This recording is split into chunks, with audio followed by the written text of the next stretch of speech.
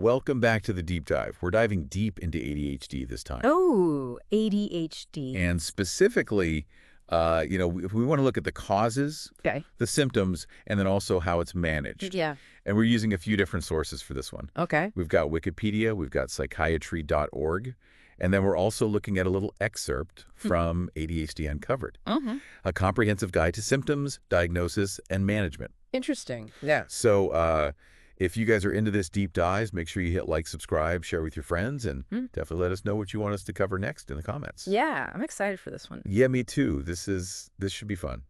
So ADHD, it's something that we hear a lot about, but do you know it affects millions globally? Yeah, it really does. And I think there's often this misconception that it's just about kids fidgeting in class. Oh, yeah. But it's actually a neurodevelopmental disorder. Okay. It affects how the brain is structured, how it functions, Right. and it even impacts how those brain chemicals, our neurotransmitters, actually do their job. Gotcha. So it's like if you think about the brain as like a really busy city, Yeah. and different areas are kind of handling different jobs.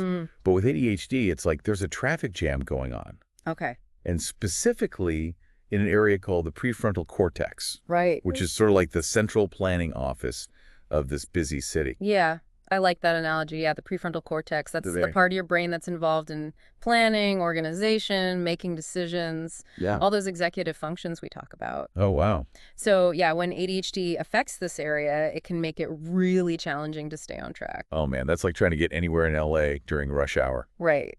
Yeah. That sounds about right.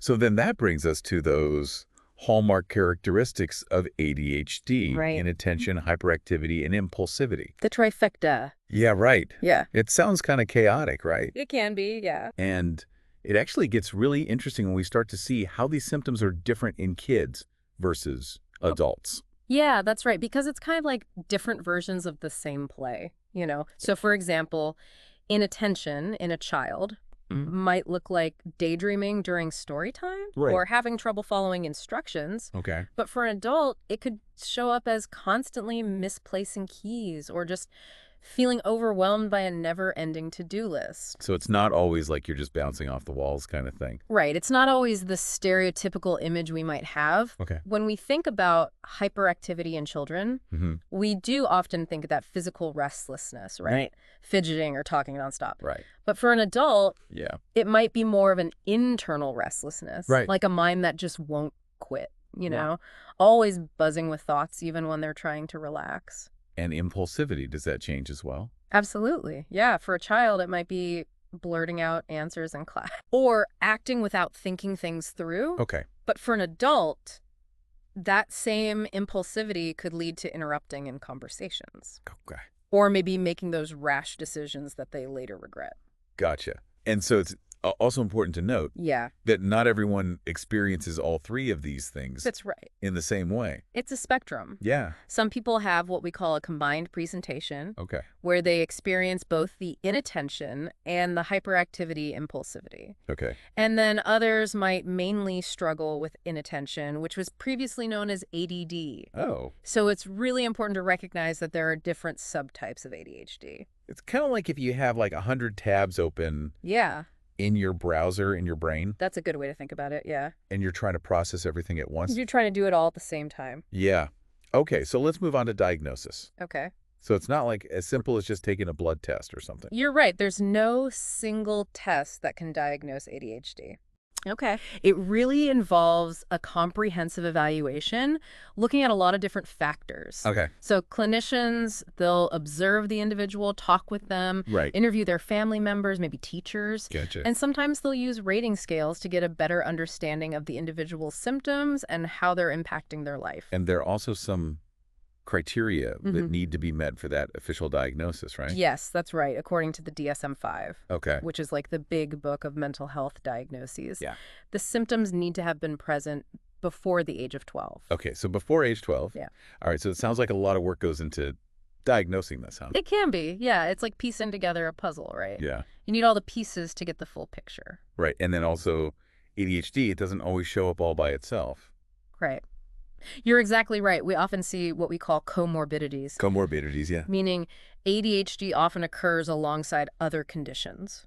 And some of the common ones we see are anxiety disorders, mood disorders, and sleep disorders. So is there like a reason why all these things show up together? Yeah, it's almost like there's this kind of like a tangle of wires in the brain affecting multiple systems at once. Okay. So, some of the neurotransmitters that play a role in ADHD, Okay. like dopamine and norepinephrine, well, they also help regulate mood and anxiety. Ah. Plus, think about the daily challenges that people with ADHD often face. Yeah. Dealing with criticism, maybe struggling with self-esteem. That can definitely take a toll on their emotional well-being. Right. And, and it's important, I think, as we're talking about this, Yeah. to look at the whole person and not just like, symptoms in isolation.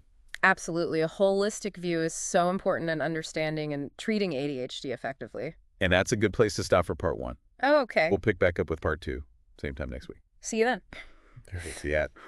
Welcome back to the deep dive. We are picking up right where we left off. Yeah, exploring the world of ADHD. We've uncovered a lot already Mm-hmm. from, the way it affects the brain to how it can actually show up differently for people. Absolutely. And so now I kind of want to shift gears Okay. and look at a side of ADHD that doesn't always get the attention it deserves. Yeah. Its potential connection to creativity and innovation. Ooh.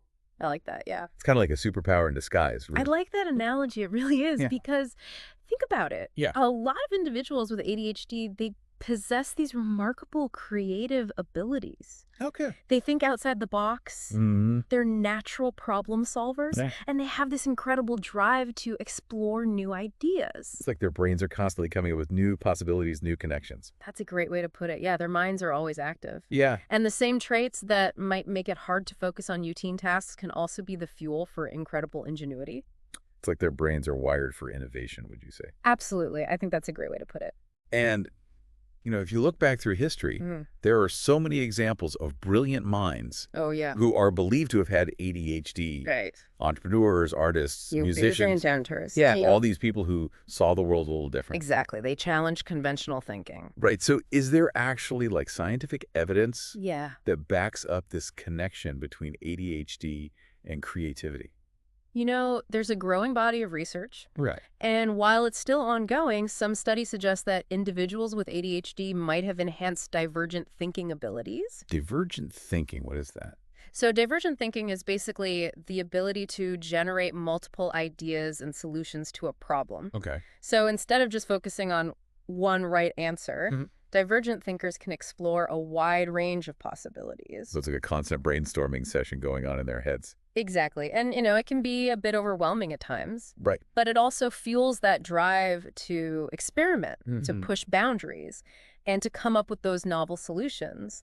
It's really interesting to think that what could be seen as a challenge in one setting Yeah. could actually be like a real asset.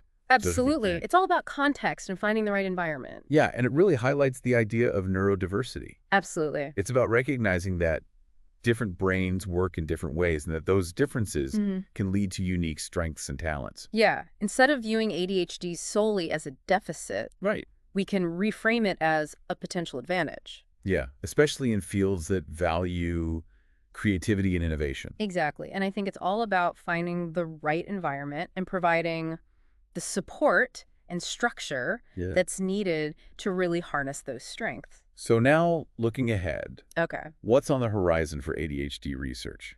Well, the field is constantly advancing, Right. and there are some promising areas of research that could revolutionize how we approach ADHD. Can you give us like a little sneak peek Yeah. into what the future might hold? One area that's gaining a lot of attention is pharmacogenetics.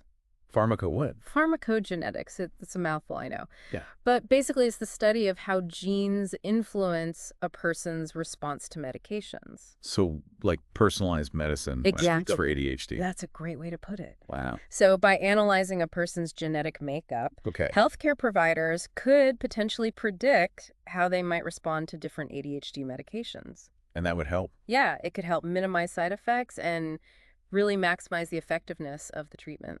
Wow, that's amazing. And are there any sort of like new therapies on the horizon? Yeah, Okay, look, absolutely. medication. There's a growing emphasis on developing and refining behavioral therapies Okay. that target specific cognitive and emotional challenges Okay. that are often associated with ADHD. So it's not just about managing the symptoms, but equipping people Right. the skills Yeah. to really thrive. Yeah, giving them the tools to navigate their world more effectively. Yeah. For example, there are new therapies that focus on improving executive function skills, Okay. emotion regulation, social skills. It's like giving them a whole toolbox, You're spell spoken. strategies. Exactly. So it's exciting to see that the field is really moving towards this more holistic and individualized approach. Absolutely, recognizing the strengths and the challenges of each person. Yeah. And I think as our understanding of ADHD continues to grow, Mm-hmm. so too will our ability to provide effective and compassionate care. Okay, this has been such a great conversation. We've Yeah. learned so much It's been a pleasure. about the causes, the symptoms, the treatments, Yeah. and even, exploring that connection with creativity and innovation. Absolutely. And if we wrap up this part of the deep dive, Okay. I'd love for you to leave our listeners with a thought-provoking question. All right, how about this? How might our society benefit from embracing those unique perspectives Okay. and strengths that individuals with ADHD bring to the table? Hmm. It's something to think about. Welcome back to the deep dive. It is the final part Part 3. of our exploration of ADHD. Yes. I feel like we've covered so much. We really have. We started by, unpacking those symptoms. Mhm. We looked at the science behind it, Right. and we even explored that potential link with creativity. That was a fun one. I know, right? So now it's time to bring it all together. Okay. What are those key takeaways that our listeners should remember about ADHD? Well, I think first and foremost, it's crucial to remember that ADHD is a neurodevelopmental condition. Okay. It's not just a matter of willpower or bad parenting. Right. It's rooted in the brain. Yeah. It affects the brain structure, its function, and it even goes down to our genes. Yeah, it's a real biological thing, Absolutely. not just a label for someone who's fidgety or distractible. Exactly. And another thing that really stood out to me Yeah. was how differently ADHD can actually present itself across the lifespan. Oh, yeah. That's a really important point. So those core symptoms? Inattention, hyperactivity, and impulsivity. They're always kind of there, Yeah. but how they actually show up can change as someone gets older. Right. It can look very different in a child versus an adult. So it's not just a kid's thing. Not at all. ADHD often continues into adulthood. Okay. And managing those symptoms in a work setting, in relationships, Right. in everyday life, it brings a whole new set of challenges. So it's important to remember that ADHD Yeah. doesn't have like a one-size-fits-all presentation. Exactly. It's a spectrum, and everyone experiences it in their own unique way. And that actually brings us to another key point. Mm-hmm. Treatment is really individualized. Absolutely. What works for one person might not work for another. Right. And the most effective approach often involves a combination of things. Okay. Medication, therapy, and lifestyle changes. It's like finding the right recipe. I like that, yeah. It's about finding what works best for each individual. And we can't forget about those strengths. Oh, yeah, absolutely. They can come with ADHD, Mm. especially when it comes to creativity and innovation. That's right. Many individuals with ADHD, Yeah. they have this incredible ability to think differently, Mhm. generate new ideas, approach problems from unique angles. Right. It's like thinking outside the box. Exactly. And those strengths can be so valuable, Yeah. especially in fields that really prize those kinds of thinking skills. So it's all about shifting our perspective Yeah. from seeing ADHD solely as a challenge Mm-hmm. to recognizing the potential it holds. Absolutely. So for our listeners out there who want to learn more, Yeah. what resources would you recommend?